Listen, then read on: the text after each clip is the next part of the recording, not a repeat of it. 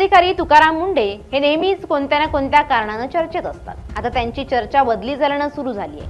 आतापर्यंत तुकाराम मुंढे यांची 21 वर्षात तब्बल 25 वेळा बदली झाली आहे, पण आता झालेली त्यांची बदली ही वादात सापडण्याची शक्यता आहे। सध्या ते दिव्यांग कल्याण विभाग मंत्रालयाचे सचिव असून त्यांची नियुक्ती आपत्ती व्यवस्थापन, पुनर्वसन आणि मदत कार्य, महसूल आणि वन विभाग मंत्रालय अशा 3 विभागांच्या सचिवपदी करण्यात आली आहे।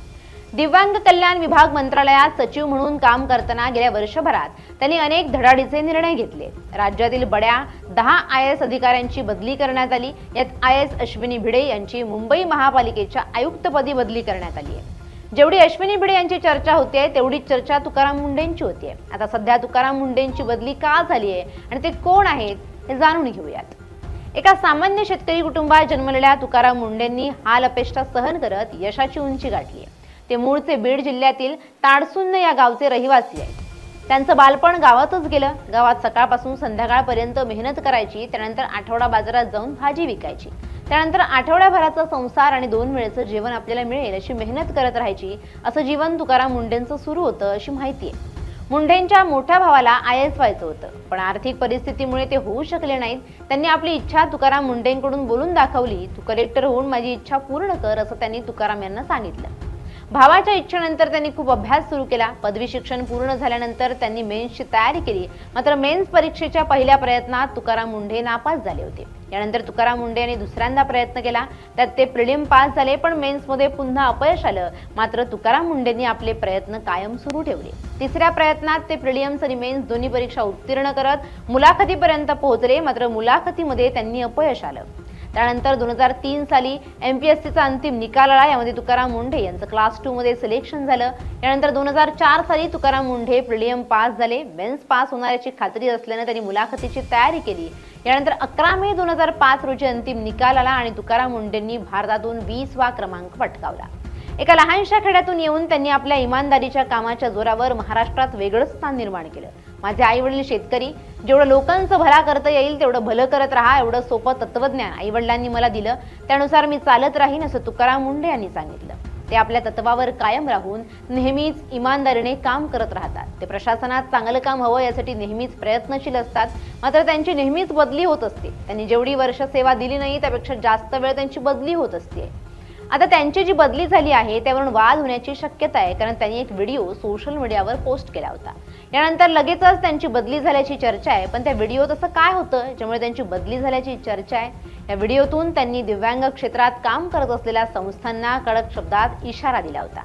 केवळ कागदोपत्री काम दाखवणाऱ्या संस्थांना या क्षेत्रात काम करू नका असा सल्ला त्यांनी दिला होता। ज्या संस्थांनी नोंदणी किंवा पुनर्नोंदणी केली नाही किंवा ज्या संस्थांना या क्षेत्रात काम करण्याची इच्छा आहे त्यांनी नोंदणी करून काम करावं। मला काही शंका यायला लागल्या। इथे आल्यानंतर मी नवीन पद्धत सुरू केली आहे।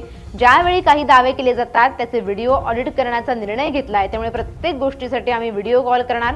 तुम्ही जे सांगता ते प्रत्यक्षात तिथे आहे का हे पाहणार। विद्यार्थी आहेत का, शाळा खोल्या, शिक्षक आहेत असं तुकाराम मुंढे यांनी सांगितलं होतं। रजिस्ट्रेशन केलेलं नाही किंवा रिन्युअल केलेलं नाही त्यांनी तात्काळ करावं, किंवा ज्या संस्थांना NGOना आपल्या या क्षेत्रामध्ये काम करण्याची इच्छा आहे त्यांनी प्रथमतः रजिस्ट्रेशन करावं आणि त्या क्षेत्रात काम करावं।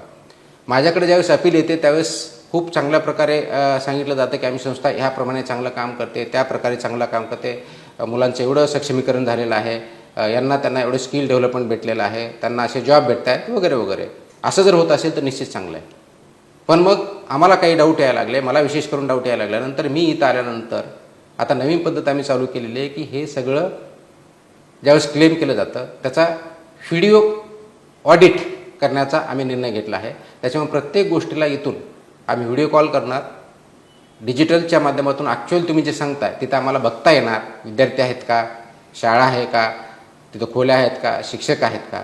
आणि बऱ्याच वेळेस असं मला आढळलं की जे क्लेम करतायत तशी तिथं खरी परिस्थिती नाही। ते अत्यंत चुकीचं आहे, घृणास्पद आहे आणि अन्यायकारक आहे। अशा जर कोणत्या संस्था काम करत असेल तर कृपया आपण या क्षेत्रामध्ये काम करू नका। आपण हे क्षेत्र दिव्यांगाच्या सक्षमीकरण करण्यासाठी केलेलं आहे, याच्यामध्ये प्रॉफिट कमवण्यासाठी नाही आहे।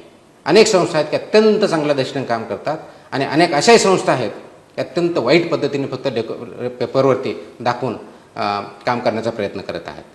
हे अशा पद्धतीनं चालणार नाही. आपल्या दिव्यांगाचं सक्षमीकरण करायचं आहे हे आपल्याला बघायचं आहे. त्यांच्या या निर्णयासह विविध निर्णयांमुळे संस्था चालकांमध्ये नाराजी होती असं सांगितलं जात आहे. पण दिव्यांग व्यक्तींकडून त्यांच्या निर्णयाचं स्वागत केलं जात होतं. मात्र हे सर्व सुरू असतानाच तुकाराम मुंढेंची बदली झाल्यानं तर्कवितर्क लढवले जात आहेत.